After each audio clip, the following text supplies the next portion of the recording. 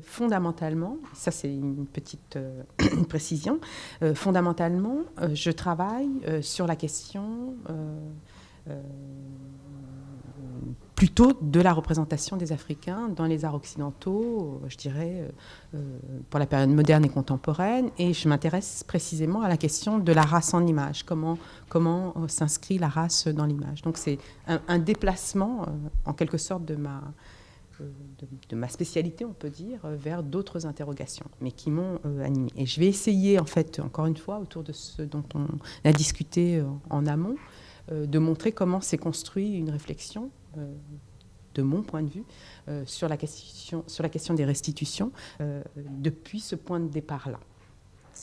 Donc, si je remonte un tout petit peu en arrière, j'avais eu, donc, comme je dis, ça a été une actualité médiatique, donc j'ai été amenée à intervenir dans une autre émission avant, sur France Culture, et bon, c'était assez intéressant parce que dans la discussion, ce qui s'est installé, ce qui n'était pas le cas dans celle plus récente, ce qui s'est installé finalement, on a tenté de me contraindre à avoir un point de vue politique sur la question. Ce à quoi je ne veux pas du tout échapper, et j'ai mes convictions politiques par ailleurs, mais qui me semblait un tout petit peu décalée, parce que pour eux, la question d'une intervention politique d'une chercheuse, ça devait être de donner des solutions et de dire il faut faire comme ça, il faut rendre ça, tel objet. On m'a demandé des typologies ou des choses extrêmement précises. Or, moi, je ne veux pas être une politicienne.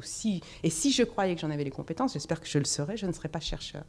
Et il a été très difficile de négocier dans la discussion que j'ai eue avec les journalistes à ce moment-là, de négocier qu'on avait le droit d'être à la fois chercheur, c'est-à-dire observer ce qui se passait, notamment l'histoire du patrimoine africain dans les collections françaises, de penser un musée utopique, si vous voulez, sans être pour autant contraint de donner des directions extrêmement concrètes et précises de restitution, et de se substituer finalement à une négociation qui doit avoir lieu entre États.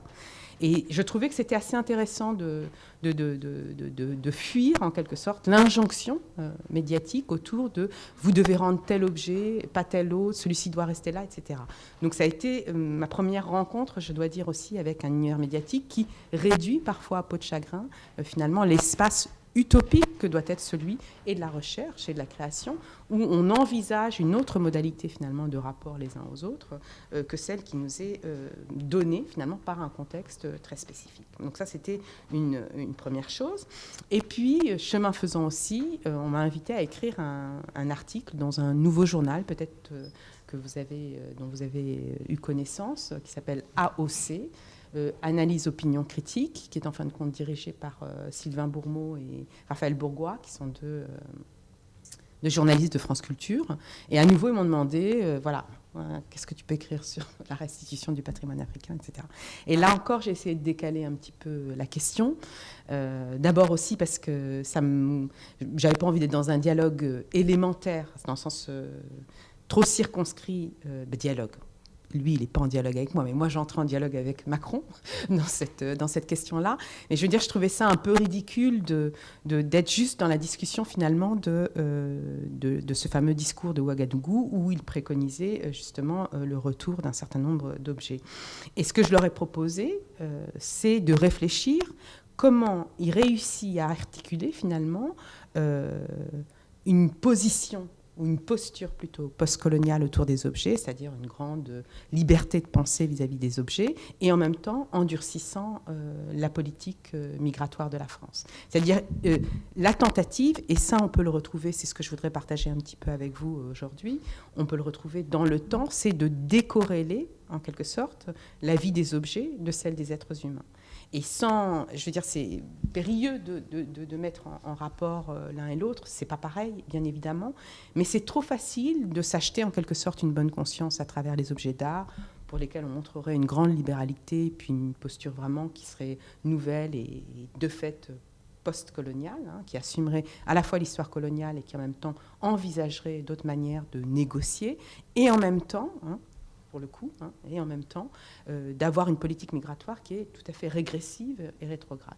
Donc c'était ce que je me suis, cet article que j'ai écrit, qui s'appelait « La France ne peut pas conserver toutes les beautés du monde », c'était en fin de compte rappeler la phrase de Rocard, hein, qui a été citée depuis 89 tout le temps, « La France ne peut pas accueillir toute la misère du monde ». Je la remettais autour de la question des objets pour obliger à penser un certain nombre de principes de la politique migratoire appliqués justement à la circulation des objets.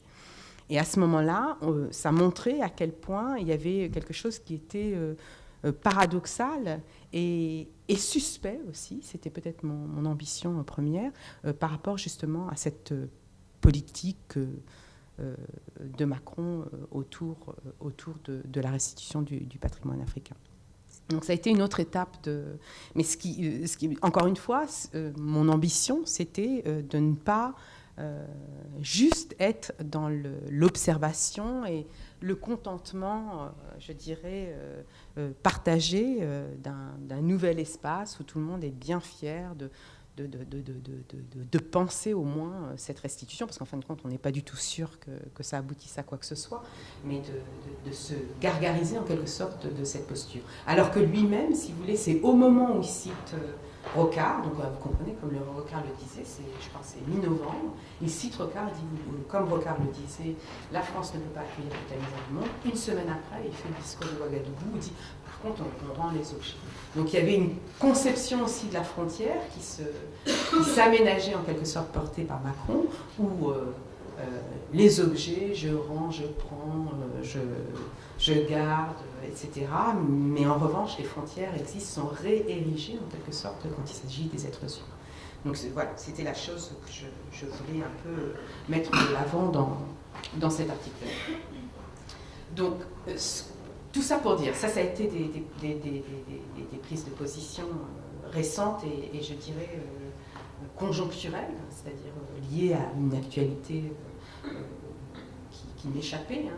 J'ai essayé j'étais en réaction en quelque sorte.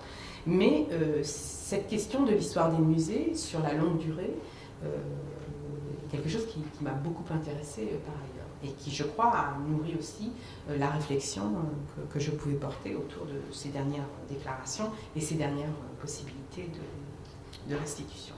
Donc, pour expliquer un petit peu, puisqu'encore une fois, dans la discussion avec Antoine et Sylvie, l'idée c'était de partager avec vous aujourd'hui comment moi je me suis intéressée à ces questions-là. J'ai travaillé pour le XVIIIe siècle, pour le XVIIe et le XVIIIe siècle, à la constitution, enfin à l'étude plutôt de la constitution des cabinets de curiosité, qui sont donc les formes de collections individuelles, souvent aristocratiques, mais pas exclusivement. Il y a aussi des cabinets de curiosité de savants, enfin, qui sont constitués de manière un petit peu différente, qui précèdent en quelque sorte l'invention du musée, et notamment l'invention du musée universel. C'est-à-dire que moi, et je dirais que pour les choses qui m'ont intéressée, ça se situe entre 1680 et à peu près 1740, 1745, où on a les premières formes de musées publics vraiment qui sont mises en place, notamment en France.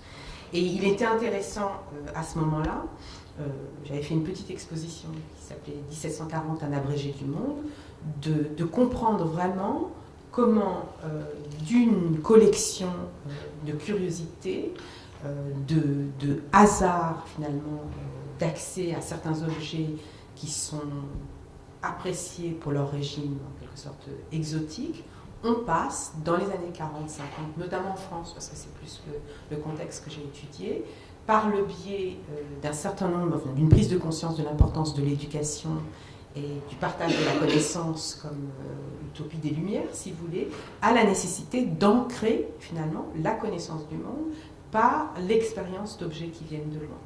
Et c'est toute la réflexion, si vous voulez, autour de Rousseau, notamment autour de la philosophie de l'éducation et la philosophie du sensualisme, de l'empirisme, qui nourrit la nécessité de médiatiser la connaissance du monde par le biais des objets. Et à ce moment-là, on voit bien que de ces collections particulières, qui privilégient aussi, si vous voulez, des objets exotiques, plutôt des pièces uniques et dont le régime était celui d'une beauté ou une invention technique remarquable, à l'exemplar, c'est-à-dire à des objets qui ont pour fonction de prendre en raccourci finalement, une évocation du monde. Et que s'accompagne de ce passage du cabinet de curiosité au musée universel toute une littérature, qui est souvent celle du catalogue raisonné, qui va déplier ce que l'on peut comprendre des civilisations depuis lesquelles ces objets ont été fabriqués pour les appréhender. Donc on a au milieu du XVIIIe siècle, si vous voulez, un changement de régime de la pièce exotique, hein, de l'objet exotique, acquis souvent sur le marché, tout simplement, hein, à l'objet symptôme d'une civilisation dont on doit faire la médiation par un discours formaté comme est celui du catalogue raisonné. Et c'est ici que naît l'ambition du musée, si vous voulez. Et on trouve... et le catalogue raisonné est une invention, par ailleurs, française, c'est-à-dire comme forme d'écriture sur l'art au XVIIIe siècle.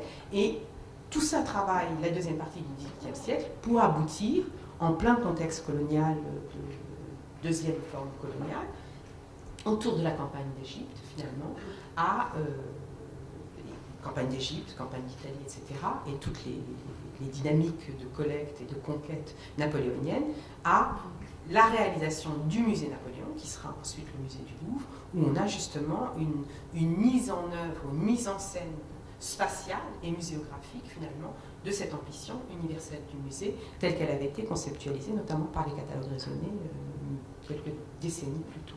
Donc on a vraiment, si vous voulez, en travaillant sur le XVIIIe siècle, je pense qu'on a on peut suivre l'évolution d'un régime privé, qui est celui du cabinet de curiosité, qui est plutôt un lieu de trophée individuel, pas forcément directement connecté non plus à une ambition coloniale et à une ambition pédagogique qui veut dire, depuis Paris, depuis le musée du Louvre, on a accès au monde entier, hein, on n'est plus dans ce régime-là, on n'est pas encore dans ce régime-là au début du XVIIIe siècle, mais on le voit se mettre en place tout au long du XVIIIe siècle.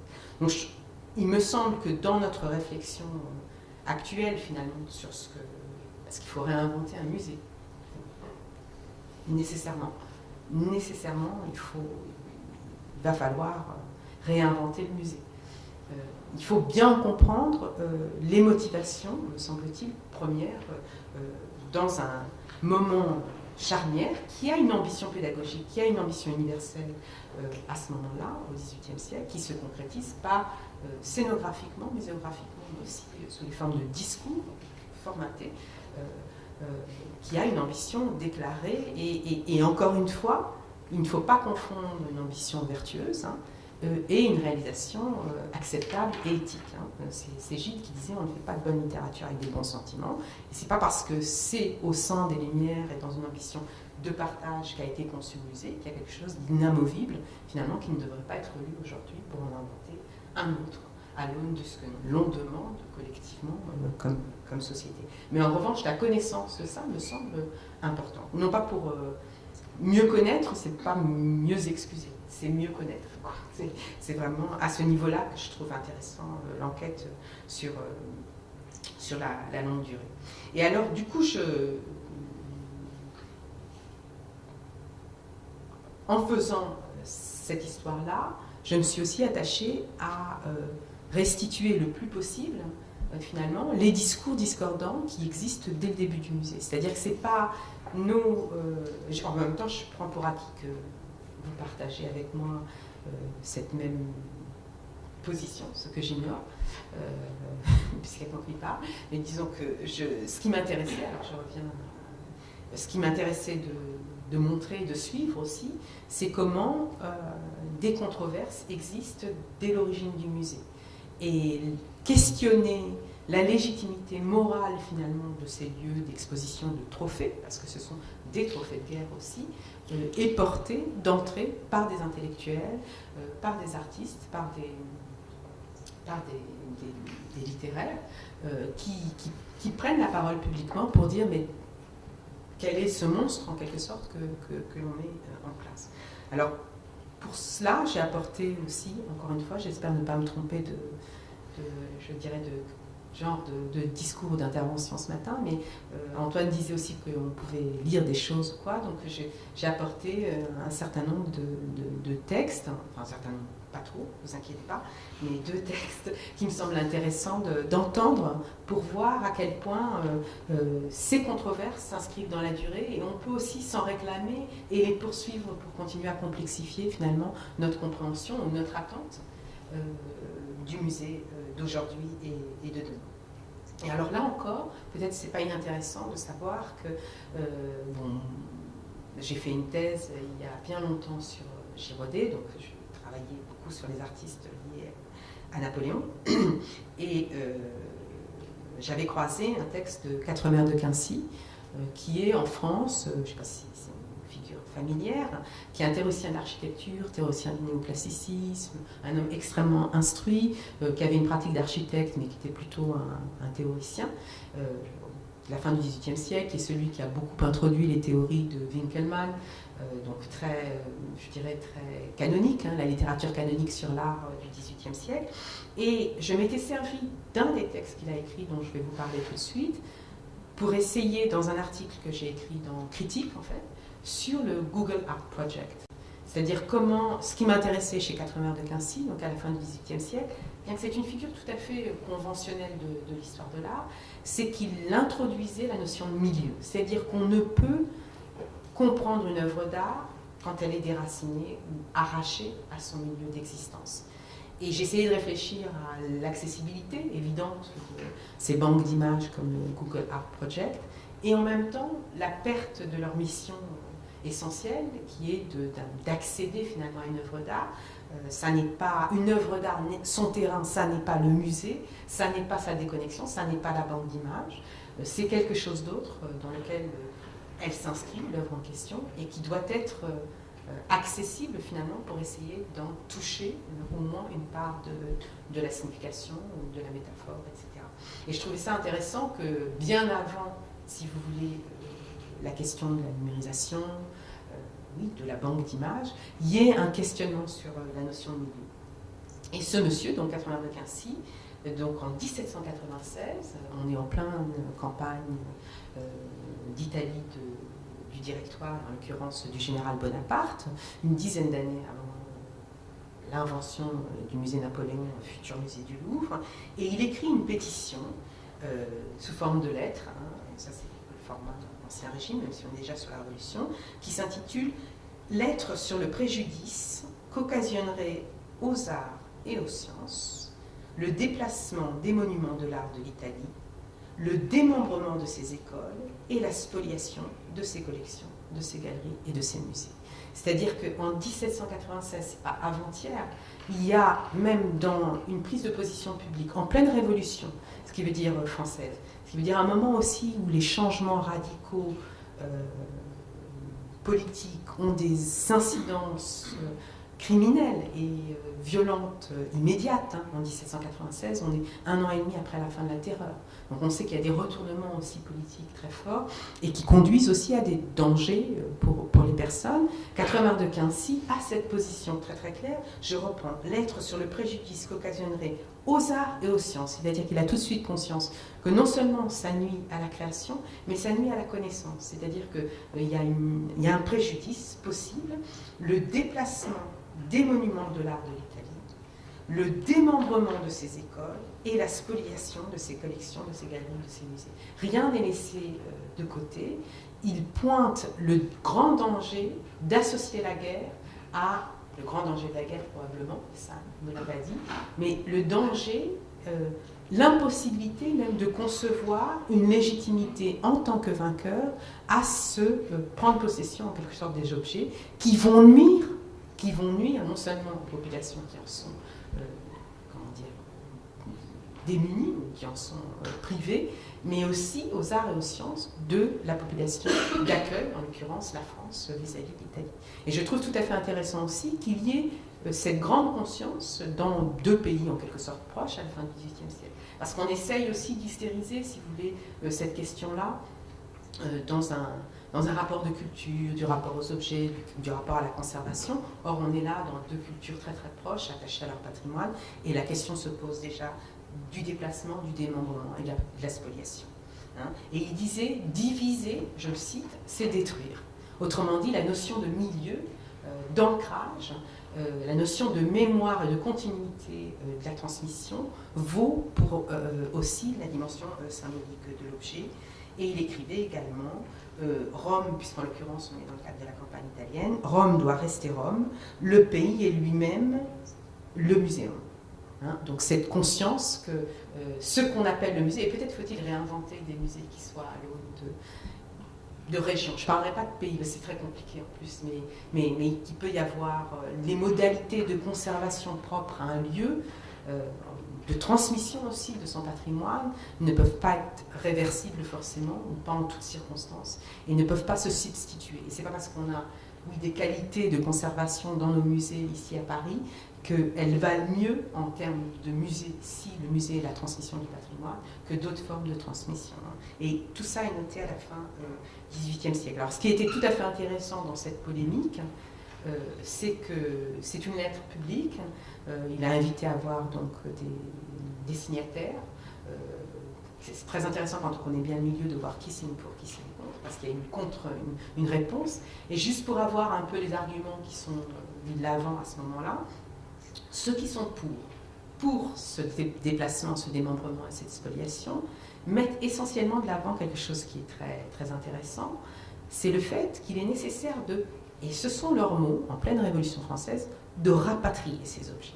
C'est-à-dire qu'ils réussissent à construire une idée de la patrie où la France est en terre de liberté, puisqu'elle a fait la Révolution française, elle est plus à même d'accueillir ces chefs-d'œuvre de l'Antiquité romaine et grecque, qui sont les lieux d'expression d'une forme de liberté intellectuelle la plus accomplie, et que leur vrai milieu, c'est une autre terre libérée par la Révolution.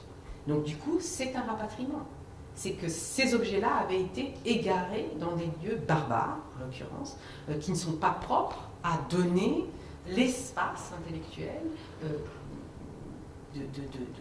des formes compris les libertés telles qu'elles ont été exprimées par les citoyens antiques, romains ou grecs. Donc c'est tout à fait intéressant. Pour répondre à la question du risque du milieu, hein, de la perte de milieu de ces objets-là, on dit non, on les rapatrie en les installant en France, puisque la France est terre de liberté. Et évidemment, ceux qui sont contre mettent de l'avant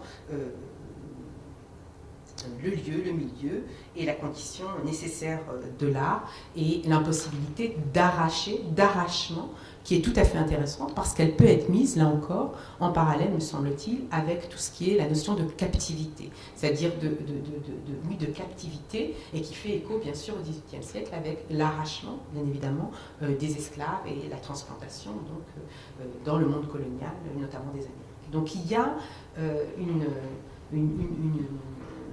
d'entrée aussi, me semble-t-il, une mise en relation finalement du destin des objets et du destin des hommes qui est fortement pointé par les penseurs et les artistes, parce que la plupart sont des artistes, les signataires de l'époque. Voilà pour un premier exemple. J'en ai trois, donc si j'ai le temps, oui. Le deuxième exemple, pour aussi nous déplacer un peu, j'ai encore 10 minutes. Qu'est-ce que je fais alors? Si, je fais juste un autre exemple alors, d'accord? Ça marche? Juste, je vous lis un texte de Victor Hugo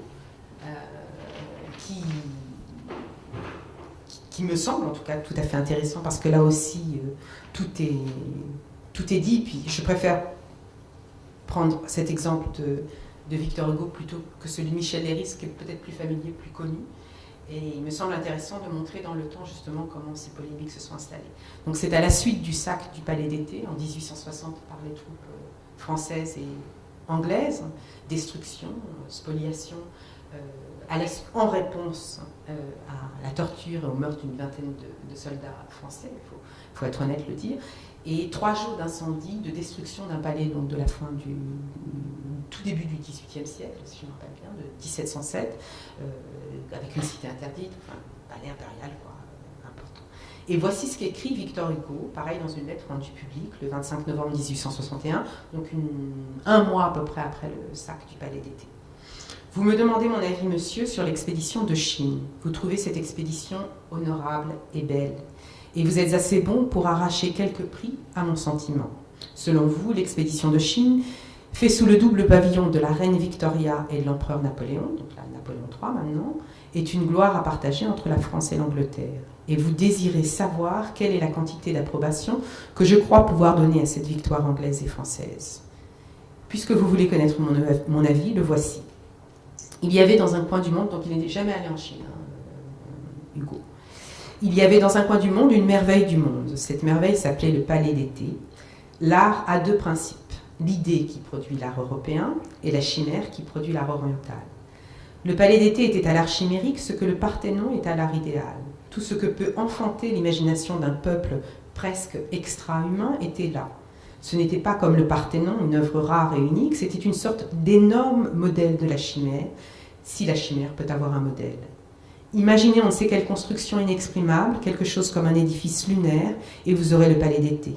Bâtissez un songe avec du marbre, du jade, du bronze, de la porcelaine, charpentez-le en bois de cèdre, couvrez-le de pierreries, drapez-le de soie, faites-le ici sanctuaire, la harem, la citadelle, mettez-y des dieux, mettez-y des monstres, vernissez-le, émaillez-le, dorez-le, fardez-le, faites construire par des architectes qui soient des poètes les 1001 rêves des 1001 nuits, ajoutez des jardins, des bassins, des jaillissements d'eau et d'écume, des cygnes, des ibis, des pans, supposez en un mot une sorte d'éblouissante caverne de la fantaisie humaine, ayant une figure de temple et de palais.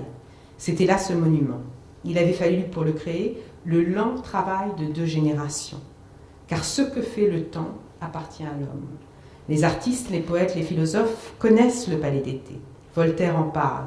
On disait le Parthénon en Grèce, les pyramides en Égypte, le Colisée à Rome, Notre-Dame à Paris, le Palais d'été en Orient. Si on ne le voyait pas, on le rêvait. C'était une sorte d'effrayant chef-d'œuvre inconnu, entrevu au loin, dont on ne sait quel crépuscule, comme une silhouette de la civilisation d'Asie sur l'horizon de la civilisation d'Europe. Cette merveille a disparu. Un jour, 2 bandits sont entrés dans le Palais d'été. L'un a pillé, l'autre a incendié. La victoire peut être une voleuse, à ce qu'il paraît. Une dévastation en grand du Palais d'été s'est faite de compte à demi entre les 2 vainqueurs. On voit mêler à tout cela le nom d'Elgin, qui a la propriété fatale de rappeler le Parthénon. Ce qu'on avait fait au Parthénon, on l'a fait au Palais d'été, plus complètement et même mieux, de manière à n'en rien laisser. Tous les trésors de toutes nos cathédrales réunies n'égaleraient pas le splendide et formidable musée de l'Orient. Donc il y a aussi une conception d'un nouveau musée. Enfin, il n'y avait pas seulement là des chefs-d'œuvre d'art, il y avait un entassement d'orfèvrerie. Grand exploit, bonne aubaine. L'un des 2 vainqueurs a empli ses poches, ce que voyant, l'autre a empli ses coffres. Et l'on est revenu en Europe, bras dessus, bras dessous, en riant. Telle est l'histoire des 2 bandits. Nous, Européens, nous sommes les civilisés, et pour nous, les Chinois sont les barbares. Voici ce que la civilisation a fait à la barbarie. Devant l'histoire, l'un des 2 bandits s'appellera la France, l'autre s'appellera l'Angleterre. Mais je proteste, et je vous remercie d'en me donner l'occasion. Les crimes de ceux qui mènent ne sont pas la faute de ceux qui sont menés. Les gouvernements sont quelquefois des bandits, les peuples jamais.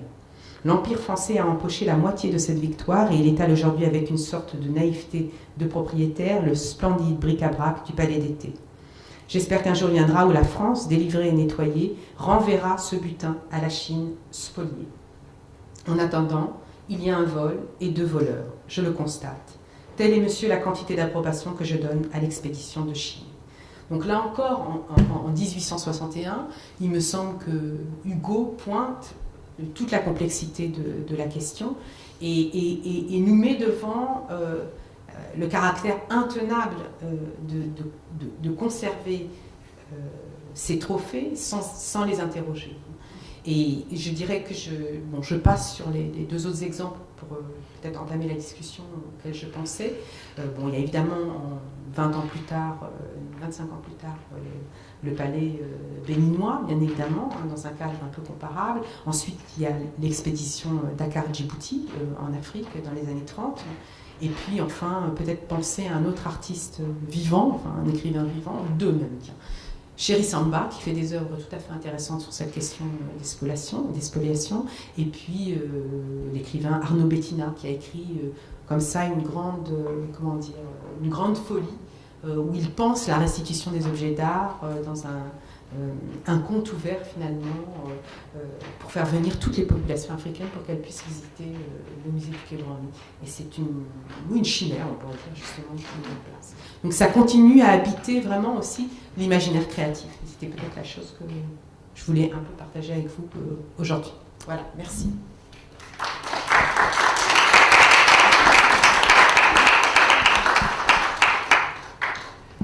Anne, merci. Je vous trouve extrêmement précise et claire. Et sur ce sujet, je trouve ça important pour nous tous. Et je dois dire que je ne savais pas du tout, que le mot de rapatriement avait été utilisé à cette époque-là. Je ne sais pas, peut-être d'autres le savaient dans la salle. Voilà, c'est totalement nouveau pour moi. Bien que je suis très contente que cela ait été dit. Et les deux textes, enfin les deux pétitions et textes que vous avez lus sont vraiment prouvent que la lutte n'est pas terminée. Elle a commencé il y a longtemps. Donc, peut-être je vais d'abord poser s'il y a des questions dans la salle, parce que hier on n'a pas eu assez de temps avec la salle. Donc, si vous avez des questions à poser, c'est le moment. Oui. Lionel.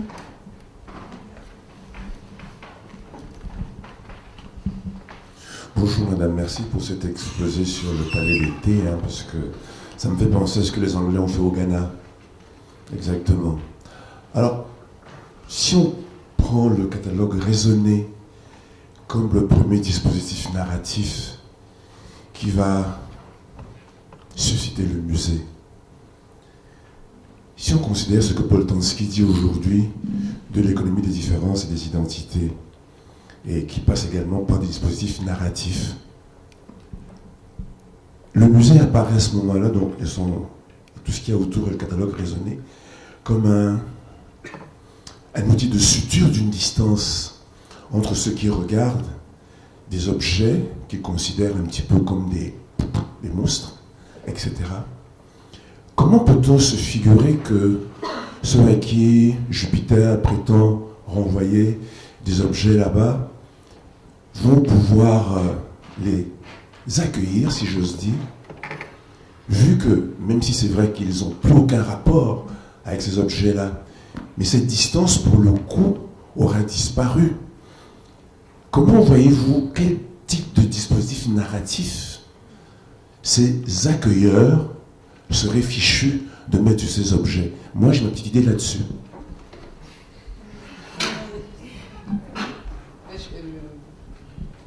Sincèrement et honnêtement et heureusement, d'une certaine manière, je dirais, je n'en ai aucune idée.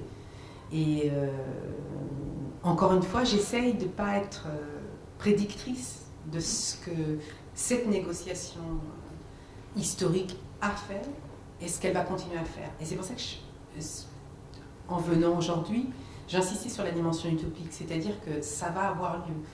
Peut-être vous avez une idée plus claire des choses. Moi, sincèrement, je n'en ai aucune idée. Mais je trouve tout à fait juste ce que vous dites sur la nécessité de réinventer, justement, désormais, oui, des modalités narratives, d'appropriation, qui vont être complètement nouvelles.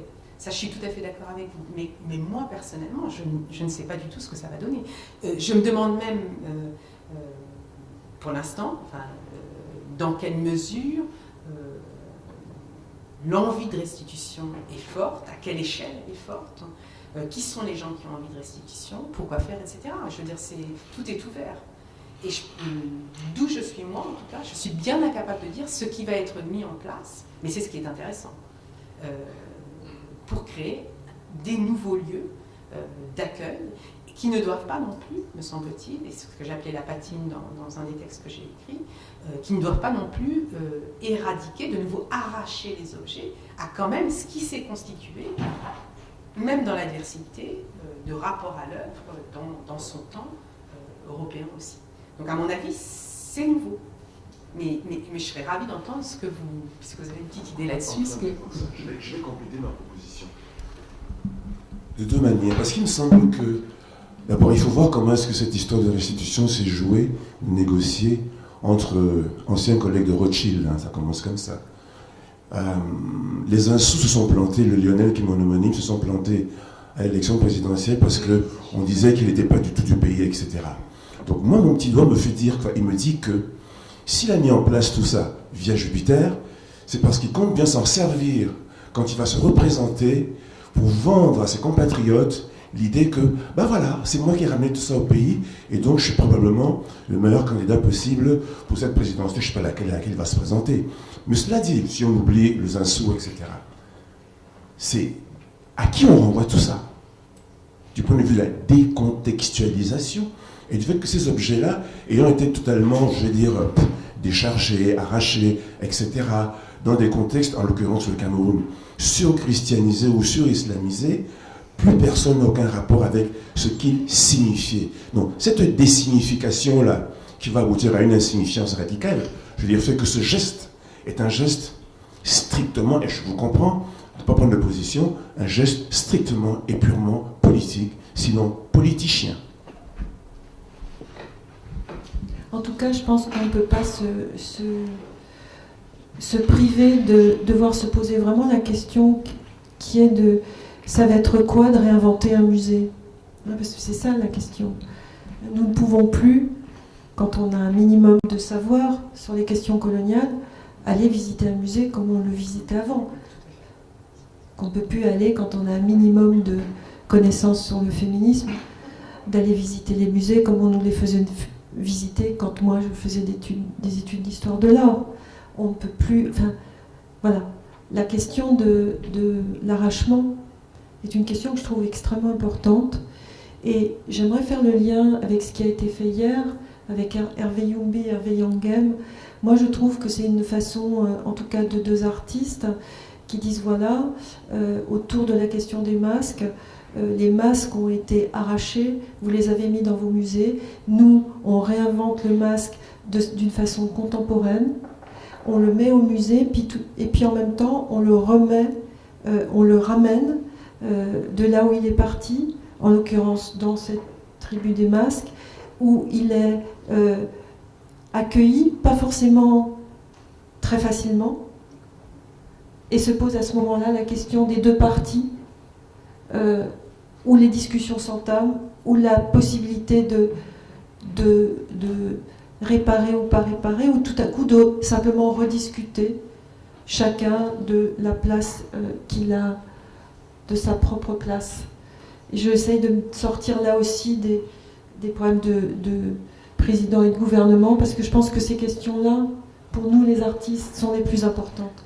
C'est là notre champ de bataille, c'est là qu'on peut intervenir, c'est là qu'il y a pour moi des portes ouvertes. Sinon, il n'y a absolument aucune possibilité de s'en sortir. Je ne sais pas si ça fait sens. Si, absolument. Si, je pense qu'il y a différentes échelles d'appropriation finalement de cette question de la restitution. Et effectivement, il y a la dimension politique autour de très importante pour ne pas être, je dirais, pris, pour se méfier un tout petit peu de l'annonce. Après, il me semble il faut s'en saisir de toute façon. C'est-à-dire que ça peut être le lieu de se réapproprier un niveau qui serait celui d'échange stratégique, politique, d'État à État, mais il y a un autre niveau où on peut vraiment penser les choses. Et c'est pour ça aussi que je me dis, la restitution, c'est aussi la motivation de restitution. C'est-à-dire qu'elle ne peut avoir lieu, ou la négociation, le commerce en quelque sorte, qui peut s'installer dans le sens commerce au sens noble, d'échange entre les gens, ne peut avoir lieu à partir du moment où de part ou d'autre il y a une envie de quelque chose. Et je dirais indépendamment, c'est pas possible d'un contexte politique plus louche, mais en tout cas où on se l'est réapproprié, où on entame effectivement une vraie discussion à une échelle plus humaine peut-être aussi. Oui, plus... entre nous. Oui, Hervé Yangem peut poser une question et lui très bien. Oui, bonjour.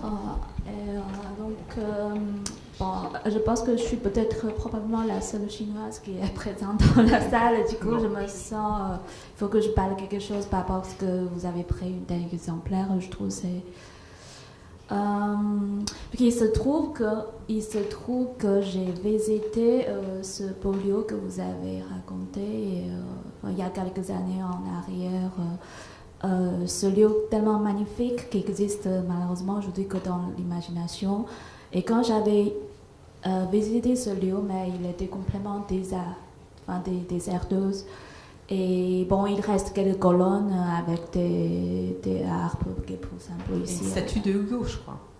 Comment? Et une statue de Hugo, oui, pas je crois. grand-chose. Enfin, ça faisait assez longtemps, ça ne donne pas envie de retourner. Donc, c'est plutôt par mémoire, je vous dis ça, pas très précise, mais ce qui me reste, c'est cet écart entre ce que vous avez décrit, le lieu magnifique, mais aujourd'hui, je n'ai pas d'autre moyen de le visiter que par des textes. Et aujourd'hui, une embarras dans l'aujourd'hui, je trouve, c'est que pour moi, pour revisiter, pour aller voir des vraies œuvres des maîtres qui a été produit dans l'histoire de la Chine, qui était magnifique, souvent, je me retrouve dois être dans l'obligé de voir à l'étranger. À l'étranger. Donc il me semble que parce que récemment je suis retournée en Chine après avoir vécu très longtemps en France et il y a quelque chose qui me préoccupe, c'est que ok, c'était très malheureux qu'on a perdu les objets, mais je trouve aujourd'hui, en tout cas dans les grandes villes, je pense que ce qui peut arriver le plus malheureux pour un Chinois, c'est de perdre la capacité de créer ses propres objets à l'heure actuelle. Bon, c'est une question avec la mondialisation et tout ça. Donc, en Chine, je pense qu'il y a un très complexe. Donc, il y a une existence de culture traditionnelle, la peinture chinoise qui se développe entre eux.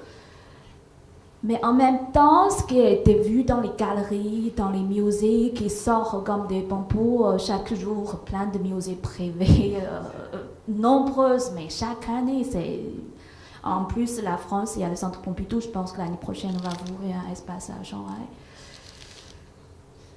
Mais ce qui est montré, c'est des œuvres, c'est soi-disant créées par les jeunes générations chinoises, mais c'est très occidentalisé. Vraiment, avoir vu, je vois pas trop la différence entre un Européen, un Français ou un Anglais qui a créé que... bon, ça doit exister, mais en tout cas, ce qui est montré, c'est très dans ce niveau-là. Et donc, moi, c'est quelque chose qui me perturbe beaucoup. Et moi, je trouve, derrière tout ça, est-ce que c'est pas trop le enjeu économique, politique, gouvernemental, mais il y a un champ qui est propre à art et culture qui est vraiment laissé dans le côté. Ça fait intérêt de pas grand monde. Donc, je ne sais pas quoi dire. Je trouve cette situation est bien dommage, mais en même temps, justement, est-ce qu'une œuvre d'art doit être propriété d'une certaine groupe de personnes ou bien doit être partagée à être humain entier? Ça revient un peu à la question de frontières, moving frontières, comment, à quel sens? Mais est-ce que la notion de frontière en soi, c'est pas ridicule? À mon avis, la vraie révolution, c'est ailleurs, parce que du moment où on pense qu'il faut avoir une frontière, c'est un problème en soi. Peu importe comment tu moves, il y a toujours une frontière. Ça se mange, enfin, je sais pas. Voilà.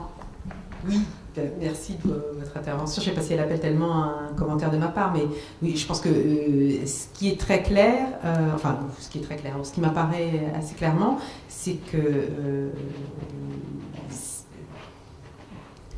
c'est au moins ce qui peut, ou ce qui devrait changer sans doute, c'est au moins l'ambition de partager les richesses. Mais ça paraît tellement élémentaire comme pensée que j'ose à peine le dire. Mais ce qui est sûr, c'est pas une question que seul localement on est en capacité de garder l'art qui a été construit. Je veux dire, le droit du sol ne doit pas être non plus la seule aune à laquelle on peut comprendre un objet d'art. C'est-à-dire que en revanche, introduire dans la vie de l'objet l'histoire de son arrachement, en considérant qu'il est nécessaire de ressouder, je reprends un peu ce que vous disiez, ou de refaire soudure avec un lieu d'origine, peut-être pas pour tous, mais pour quelques exemplaires, ça c'est important. Parce que c'est intégré à la vie de l'objet, son histoire aussi, pour le dire assez rapidement, coloniale et de conquête et de guerre. Ce qui est dérangeant dans les modalités, je crois, du musée actuel, c'est qu'il y a une négation, une neutralisation de l'histoire, en fait, de certains temps de l'histoire. Et c'est ça qui est tout à fait dérangeant. Donc l'utopie du nouveau musée, elle doit être là. C'est-à-dire qu'il faut partager ses richesses, en écrire toute l'histoire et garder en mémoire cette histoire. Et non pas dire, bon, ben, ça, c'est tel objet qui a été constitué par tel groupe humain qui vivait là il y a 400 ans, donc ça restera là, coûte que coûte, même si personne s'y intéresse aujourd'hui depuis là. C'est pas ça. C'est vraiment repenser ce partage-là des richesses symboliques aussi. Évidemment des richesses naturelles, économiques, etc., mais aussi symboliques. Et ça ne veut pas dire une division nationaliste encore plus débile de la répartition des objets dans le monde. Oui, en fait, je crois que vous avez parlé de l'histoire des objets africains dans les musées français. Et je crois que, vu du continent, il y a une ignorance de tout cela. Et tout récemment, je parlais avec Achille Mbembe et il me disait que c'est pas juste des objets, qu'il y a des corps également, des milliers de corps. Et je découvrais cela en fait. Et en fait, la question aussi qui se posait sur cette idée de restitution, c'est que on fait quoi de ces corps-là? Et en fait, s'il faut parler de restitution, j'ai beaucoup entendu le mot de vainqueur, de vaincu. Et je me dis, en réalité, que pour restituer, parfois il faut une parole. Est-ce que celui qui accepte d'avoir spolié l'autre demande, le dit et restitue? Je me pose des questions là-dessus. Parce que souvent avec Sylvie, c'est des questions, on se le parle, on discute beaucoup de cela. Et que il me semble que la dimension éthique, la dimension sacrée est importante à cet endroit-là. Je suis entièrement d'accord. Enfin, c'est quand j'essaye de dire que il faut que dans ce processus de restitution, qui est d'ailleurs un processus qui doit encore une fois être plus utopique que concret, c'est pas de mettre des objets dans un avion, de faire un charter comme on a fait pour certaines personnes et de les renvoyer. C'est-à-dire que la dimension utopique de la restitution, c'est la capacité à accepter l'histoire de cet objet. Et dans l'histoire de cet objet, c'est reconnaître effectivement les processus de spoliation et l'indignité de ce processus dans une conscience nouvelle d'une société d'aujourd'hui qui ne veut plus que ça soit le point final. Hein, et qui, au-delà de la dimension juridique étroite, pense qu'il y a une infamie, une indignité à ce musée des trophées et que ça doit être pensé autrement. Pour la question des corps, enfin c'est le corps de, bien évidemment, le corps de Saartjie Baartman, enfin appelé la Vénus Hottentote, enfin était au cœur de nombreuses polémiques et de demandes de restitution de sa dépouille, évidemment. Et là encore, c'est encore tout autre chose, puisque ça n'est pas évidemment pas un objet et que la dimension, c'est apporter une sépulture digne à quelqu'un dont on a dépouillé toute dignité, bien évidemment, en la gardant à la fois dans du formol. Et là, je pourrais aller même un tout petit peu plus loin, c'est que d'entrée, là aussi, je tiens à le dire, et c'est pas du tout pour excuser, c'est juste pour qu'on s'inscrive, qu'on inscrive nos débats dans l'histoire. C'est pas quelque chose qui naît d'aujourd'hui, cette réflexion sur le fait même de faire entrer un corps dans un musée. Ça arrive avec les inventions taxidermiques au début du 19e siècle, la capacité à le faire. Mais les gens même qui inventent les moyens de naturaliser donc le corps humain se disent, si on le fait, on peut désormais faire entrer des corps dans les musées, quel est le danger? C'est-à-dire qu'il y a déjà une controverse aussi au début du 19e siècle sur la moralité, je dirais un peu comme celle qui entoure par exemple, on peut inventer la bombe atomique, est-ce qu'on l'invente? Et ben, quand on peut organiser la conservation des corps dans du formol, mais aussi les naturaliser, c'est-à-dire leur donner l'apparence, est-ce que c'est légitime et est-ce qu'on peut faire entrer des corps dans les musées? Et c'est quelque chose qui vraiment agite le milieu scientifico-artistique, je dirais, parce que c'est à mi-chemin vraiment entre les deux, au début du 19e siècle, et finalement ils disent que oui. Donc oui, il y a toute cette histoire-là à récupérer et la capacité à changer les choses si on accepte cette histoire et on la reconnaît. Ça, enfin, la question de la parole et et même la maturation de la restitution doit être rendre conscient,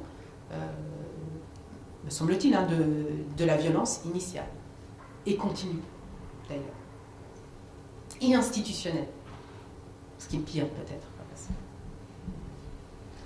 Oui, bonjour. Oui, j'ai une question très courte. Vous avez parlé, en fait, enfin, vous parlez de la restitution de biens de l'État, qui sont aujourd'hui des biens de l'État, mais en parallèle, il y a aussi des biens privés. C'est une collection qui circule, qui nourrit un marché qui marche très bien. Et je me posais la question, est-ce que cette restitution, en fait,